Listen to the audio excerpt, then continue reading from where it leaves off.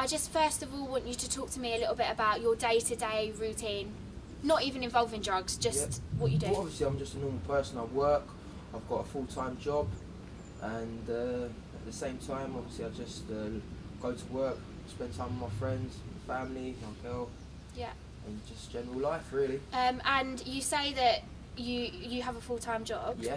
How does taking drugs affect that? Well, I don't take hard drugs or anything like that during the week, Yeah. because obviously that would mess my body up for work. Okay. So I suppose I'm not a hardcore drug taker, whereas I used to be, but obviously I had to learn from my lessons in the past not to do that, because I was going down a slippery slope, which could have caused me problems in the future.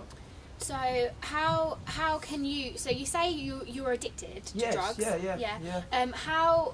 How do you not take it in the week if you're addicted? How do you have that sort I of suppose self-control? obviously it's willpower more than anything, and self-control with yourself. Yeah. Obviously years back I was heavily on drugs, but Okay. now you have to grow up at times, and you do have to get over it. However hard it may be for yourself to do it, you have to do it for not just yourself but your friends and for your family. Yeah. So some people may say to that statement that you have had the self-control to stop taking drugs as much as you did before. Agreed. Why can't you stop them altogether? I suppose more than anything it's more of a habit, like with friends and Okay. obviously when you're with a group of people, that you do take drugs, as it is a thing that when everyone is together it happens. So it's kind of socialising. More than anything, it is more of a social drugs, yes. Yeah. So if I were to put you in a situation where you weren't with those sort of friends, Yeah. you'd moved out the area you're living in, Yeah. would you say you'd I'd make new suppose friends in maybe- that sort of I suppose- category? No, it's nothing to do with the friends and that. It's just the friends obviously that I've had for ages. But obviously I wouldn't be doing it as much, I would suppose, as if I was on my own. No. Right, so with that in mind, what has gone well in your life so far? Obviously now I've turned the corner. Obviously now I don't do drugs every single day. Hard Okay. drugs, class A drugs, and I'm not getting on it all the time. Obviously with friends and that, when people are together. I suppose with a younger generation you could call it peer pressure, but with my group it's not peer pressure, Yeah. as obviously everybody's on the same level, like I explained to you earlier on. Yeah. So it just happens maybe on a weekend or recreational, maybe Yeah. every now and then. Okay, so I'm going to give you a situation. Yep. Take a 16-year-old. Yeah. They are not of an age where they can go to a club Yep. because obviously they don't have ID or whatever. Yep. How easy is it for that 16-year-old to get their hands on drugs? I suppose obviously if they've got older brothers or sisters, or maybe even in certain areas family members that do it, then it could be quite easy. But again, it's depending on who the people that you hang around with and that you associate yourself with in Yeah. life, towards how easy the drug can be got. Yeah. So, would you or your friends be in a position where you would give No a way. younger person No way. drugs? At the end of the day, I don't Not condone. for money? No way, I don't condone doing it for the younger generation. At the end of the day, if you're over 18 and you're of your own free will to go and buy yourself something, and you're at the age where you can go out and buy alcohol, which is a form of drug, and go out and do it, I don't condone doing it, or would like any younger person to do it. But if they do choose at that age group to decide to go down that road, then it's entirely up to them, yeah. Right, okay. So, you don't condone younger people doing drugs, but yet you condone breaking the law?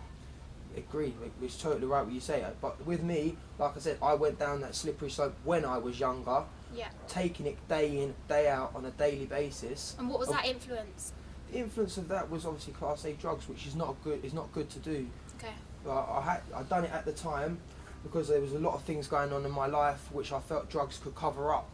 Which over a period of time you learn actually isn't really Doesn't. right. No, it doesn't, because at the end of the day, when you wake back up in the morning, that same feeling and that same scenario and situation is still going to be there Yeah. the next morning. Yeah.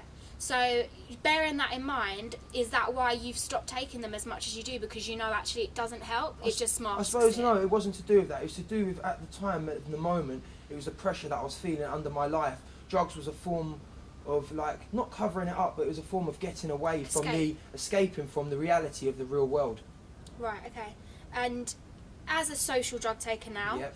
is there ever a point where you say, oh, I'm starting to take it a little bit more now, I'm not a social drug taker, Not this really. is becoming a real habit? Not really at all, no, because like on a Monday to Friday, I'm a working person, the same as most other people. Right. But at the same time, like I say, when I'm with a group of friends or I'm with my mates and that, yeah, it might get taken, but nothing near the extent of what I was doing and how I was using it. And those group of friends, would you say that you have things in common with them outside of taking drugs? Yeah, obviously we still play football together, we're still mates, we still hang out, we still have pints, we still have a laugh with each other. It's not always obviously drugs involved in situations like that. So Yeah. yeah, I would say yeah, we do share other common interests, yeah. And what would you say to somebody who has never taken drugs that wants to experiment with them? I'd say be very careful and be very wary of your surroundings and very wary of what you're taking. Do some research before you do it because you can be putting yourself in a lot of trouble. You mentioned research.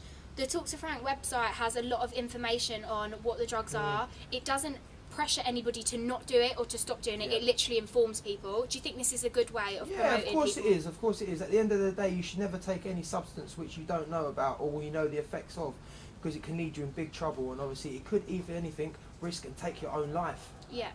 So, would you say that Talk to Frank is a positive Yeah, well, at the organisation? same time, yeah, of course it is, because it's informing you about the different drugs and the different side effects of which them drugs can cause to that person. Right. Okay. If you just stop that there, I just need to conclude this